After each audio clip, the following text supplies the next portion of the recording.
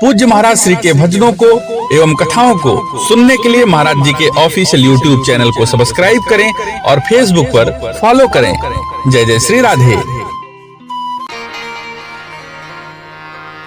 गोकर्ण जी ने अपने पिता को समझाया। श्री आत्मदेव जी सारी बात अपने हृदय में धारण किए, वन को चले गए। वन में जाकर भगवान का भजन करने लगे हैं। इधर आत्मदेव जी के जाने के पश्चात धुंधकारी का अत्याचार और बढ़ गया है। एक दिन इसने अपनी मां को बांधकर और मां से पूछने लगा, बता पिताजी गए हैं तो सारी संपत्ति तुझे ही दे के गए होंगे, इसलिए बता तूने वो संपत्ति कहां छुपा के रखी है। धुंधली ने कहा, बेटे तूने घर में रहने ही क्या दिया है। मदिरापान, वैश्यागमन, जुआ, शराब, इन सब में तूने घर की सारी संपत्ति नष्ट कर दी, अब बचा ही क्या है। धुंधकारी ने कहा, अगर तूने सारे रुपये पैसे निकाल के मुझे नहीं दिए तो मैं अभी लौट के आऊंगा, तब तुझे बताऊंगा। मेरे आने से पहले तू सारी संपत्ति निकाल के मुझे दे दे। धुंधकारी बाहर गया। धुंधली मन में विचार करने लगी, ये आएगा तो मेरे साथ मार पिटाई करेगा, ऐसे जीवन को रखने से क्या फायदा। धुंधली अपने घर से भागी। रात का अंधेरा था। गांव के बाहर एक अंधेरा कुआं था, उस कुएं में गिर गई। धुंधली के प्राण निकल गए। धुंधली के जाने के पश्चात अब कोई धुंधकारी को रोकने वाला था नहीं, इसलिए ये चोरी, लूटपाट इत्यादि करने लग गया। गोकर्ण जी को ये सब बातें अच्छे नहीं लगती थी, इसलिए गोकर्ण जी अपने घर से तीर्थ यात्रा के लिए प्रस्थान कर गए हैं।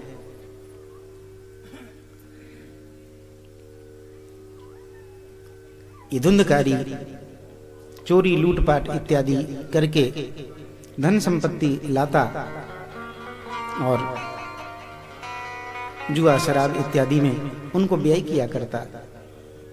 5 गणिकाओं को इसने अपने घर में बुलाकर रख लिया।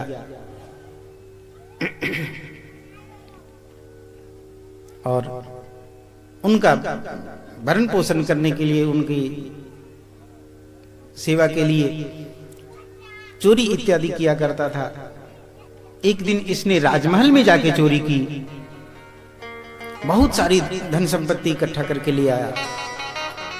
जब राजमहल में चोरी की तो बहुत सारी धन संपत्ति मिली, अनेक प्रकार के आभूषण इत्यादि लेके आया।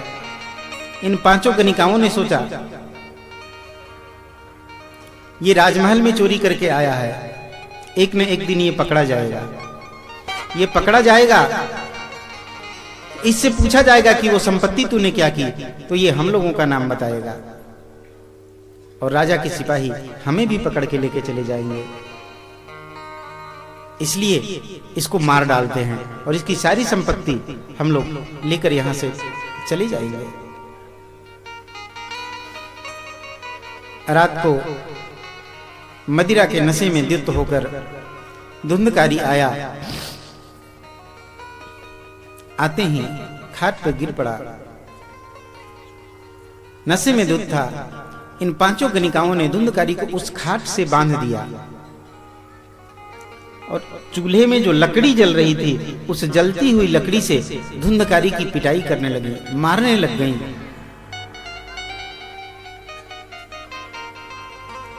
धुंधकारी चीखने लग गया, चिल्लाने लग गया, बचाओ बचाओ। लेकिन वहां भला इसकी कौन सुनने वाला था। जब ये चिल्लाने लग गया, गणिकाओं को लगा ऐसा ना हो कोई आस पड़ोस का जग जाए और फिर हम बांध लिए जाएंगे। एक गणिका वहां से दौड़ी दौड़ी गई। चूल्हे में जो आग जल रही थी उसे एक पात्र में उठाया है और जो ये चिल्ला रहा था इसके मुख में लाकर वो जलती हुई आग डाल दी। तड़प तड़प कर धुंधकारी की मृत्यु हो गई, मर गया। गणिकाओं ने वो सारा सामान समेटा, सारी संपत्ति लेकर वहां से भाग गई। इधर गोकर्ण जी तीर्थ यात्रा करते करते गया क्षेत्र में पहुंचे हैं। गया क्षेत्र में पहुंचने के बाद इन्होंने पता लगाया तो पता चला पिताजी तो वन में चले गए थे। वन में उन्होंने अपने प्राणों का परित्याग किया। माताजी भी अंधकूप में गिर के मर गई थी और धुंधकारी भी अब नहीं बचा है। इसलिए सबके नाम की गोकर्ण जी ने गया श्राद्ध किया है। सबके नाम का गया में पिंडदान इत्यादि, जलदान, तिलांजलि, जलांजलि जो होता है, सारे कर्म किए। वहां से लौट के आए अपने घर और घर में पहुंचे जब रात्रि हो गई थी। सोचे अब रात्रि में क्या करूं, पूरा घर ऐसे ही खुला पड़ा था, हर जगह धूल मिट्टी भरी पड़ी थी, जाले लग रहे थे। घर में कोई रहे तब तो साफ सफाई हो, साफ सफाई हुई ही नहीं थी। सोचे रात्रि के समय अब क्या करूं, घर का एक कोना उसको ऐसे ही किसी कपड़े वपड़े से झाड़ के साफ किया। सोचा यहीं आसन लगा के रात्रि में विश्राम कर लेता हूं, प्रातः काल होगी उसके बाद घर की साफ सफाई करूंगा। रात्रि में वहीं विश्राम करने लगे। अर्धरात्रि में गोकर्ण जी को एक विचित्र बात दिखी। पहले लगा जैसे कोई बिल्ली आ रही है, देखते ही देखते वो बिल्ली एक वृषभ के रूप में परिवर्तित हो गई। वो कभी इधर जाती, कभी उधर जाती, कभी कोई रूप, कभी कोई रूप, अनेक अनेक रूप बदलने लग गया। कभी जोर जोर से रोने लग जाता, चीखने लग जाता, कभी हंसने लग जाता जोर जोर से। गोकर्ण जी ने इस प्रकार देखा, देखकर सोचने लग गए ये क्या है, ऐसा कौन कर रहा है। गोकर्ण जी बहुत परेशान हुए। अंत में इसे शांत करने के लिए कहने, शांत हो जा कहने लगे, लेकिन ये शांत नहीं होता था। अंत में गोकर्ण जी ने अपने हाथ में गंगा जल लिया और संकल्प करके कहने लगे तू जो भी है शांत हो जा, अन्यथा मैं ये जल तेरे ऊपर छोड़ दूंगा और तू जलकर भस्म हो जाएगा। जब ये बात कही तो चीखता चिल्लाता वो प्रेत जो था, वो प्रेत चीखता हुआ गोकर्ण जी के सामने पड़कर रोने लगा, इनके चरणों में गिर पड़ा। अहम भ्राता त्वदीयोस्मि धुंधकारीति नामतः स्वकीयेन एव दोषेण ब्रह्मत्वं नासितं मया। भैया मैं आपका छोटा भाई धुंधकारी हूं। अरे धुंधकारी तू, तेरी मुक्ति नहीं हुई? तेरे लिए तो मैंने गया श्राद्ध किया था, क्या गया श्राद्ध के बाद भी तेरी मुक्ति नहीं हुई? अब एक ध्यान देने वाली बात यहां पे है। धुंधकारी कहता है भैया गया श्राद्ध सतैर्णापि मुक्तिर्मेना भविष्यति। एक गया श्राद्ध की बात छोड़ो, मेरे लिए अगर आपने 100 गया श्राद्ध भी किए ना तो उस 100 गया श्राद्ध के बाद भी मेरी मुक्ति नहीं होने वाली।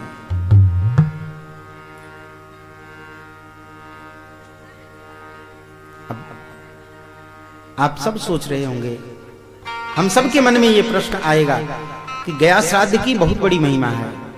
शास्त्रों में ऐसा वर्णन है कि पितृ कैसे भी कष्ट में पड़े हों, उनके कुल का कोई भी जाकर गया श्राद्ध कर दे तो पितृ मुक्त हो जाते हैं। महाभारत नामक ग्रंथ में यहां तक लिखा है, महाभारत ग्रंथ में ऐसा वर्णन है जिसकी क्षमता ना हो कि गया में जाकर वो अपने पितरों का श्राद्ध कर सके।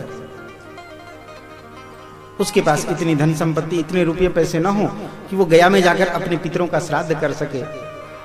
वो क्या करे, वो केवल गया चला जाए और गया की भूमि पर पहुंचकर वहां की मिट्टी एक मुट्ठी उठा ले और अपने पितरों का ध्यान करके कहे, हे हमारे पितृदेव, मेरी क्षमता नहीं है कि मैं आपका यहां श्राद्ध कर सकूं, मेरे द्वारा दी हुई इस एक मुट्ठी मिट्टी से आप तृप्त हो जाना। ऐसा कहकर वो मिट्टी वहां छोड़ दे। गया क्षेत्र की इतनी महिमा है कि उस मिट्टी से ही उसके पितरों की मुक्ति हो जाएगी। उस एक मुट्ठी मिट्टी के दान से पितरों की मुक्ति हो जाती है। जब गया श्राद्ध की इतनी बड़ी महिमा है, तब धुंधकारी कह रहा है कि गया श्राद्ध सतैरणा भी मुक्तिर्मेना भविष्यति। एक गया श्राद्ध की छोड़ो, 100 गया श्राद्ध करने के बाद भी मेरी मुक्ति नहीं होगी। क्यों? क्या कारण है इसका? क्या गया क्षेत्र की महिमा घट गई? क्या गया क्षेत्र में इतनी शक्ति नहीं है कि वो धुंधकारी जैसे को मुक्त कर सके? बहुत बड़ा पापी था धुंधकारी, लेकिन फिर भी गया क्षेत्र की तो महिमा है, तो धुंधकारी की मुक्ति क्यों नहीं होगी? एक बड़ा प्रश्न है यह। ध्यान दे के समझेंगे तब ये बात समझ में आएगी।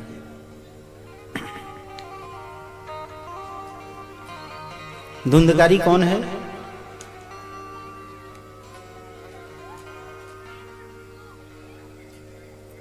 धुंधकारी कौन है? सब यही जानते हैं कि धुंधकारी आत्मदेव जी का पुत्र है। सब तो यही जानते हैं ना। गोकर्ण जी भी यही जान रहे हैं कि धुंधकारी मेरे जो पालक पिता आत्मदेव जी हैं उनका पुत्र है। श्राद्ध में संकल्प का बड़ा महत्व होता है। गोकर्ण जी धुंधकारी के नाम से जो संकल्प करते हैं, एक तो धुंधकारी गोकर्ण जी के कुल का नहीं है। धुंधकारी धुंधली की बहन का पुत्र है ना? अभी थोड़ी देर पहले ये बात हम लोगों ने सुना। धुंधकारी आत्मदेव जी का पुत्र नहीं है, धुंधली के बहन का पुत्र है। और जलदान पिंडदान ये हमारे कुल का कोई भी हो, हमारे वंश का कुल का कोई भी हो, वो जब देता है तो उससे हमारी मुक्ति होती है।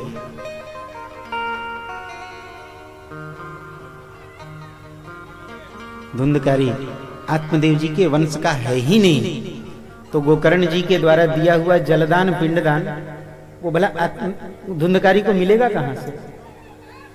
दूसरा, गोकर्ण जी संकल्प करते हैं आत्मदेव जी का गोत्र। गोत्र का बहुत बड़ा महत्व होता है। श्राद्ध कर्म में गोत्र का उच्चारण, कुल का उच्चारण, ये बहुत बड़ा महत्व रखता है। गोकर्ण जी संकल्प जिस गोत्र के नाम से करते हैं, धुंधकारी उस गोत्र का है ही नहीं, तो वो जलदान पिंडदान भला उसे मिलेगा कहां से?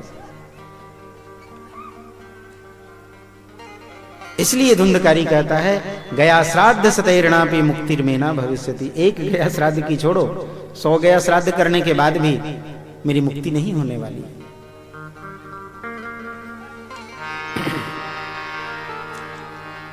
गोकर्ण जी ने धुंधकारी को समझाया, ठीक है तेरे लिए मैं कोई और उपाय करता हूं, प्रातः काल होने दे।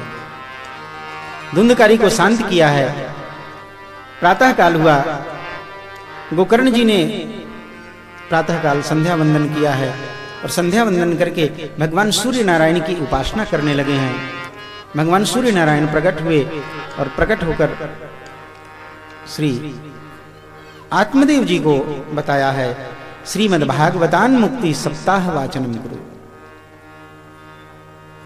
श्रीमद् भागवत जी की कथा श्रवण कराओ, जिससे तुम्हारे भाई धुंधकारी की मुक्ति होगी। सप्ताहम वाचनम करो, श्रीमद् भागवत जी की सप्ताह कथा श्रवण कराओ। आत्मदेव जी, श्री गोकर्ण जी ने अपने मन में ठान लिया, श्रीमद् भागवत जी की सप्ताह कथा करूंगा। सबको निमंत्रण भेजा है, श्रीमद् भागवत जी का आयोजन किया है। बांस का 7 गांठ का एक बांस पड़ा था, उसमें इस धुंधकारी का आवाहन किया गया है। धुंधकारी उसमें आकर बैठा है। कथा होने लगी है। 7 दिन की कथा हुई उस बांस के सातों गांठ फटे, उसमें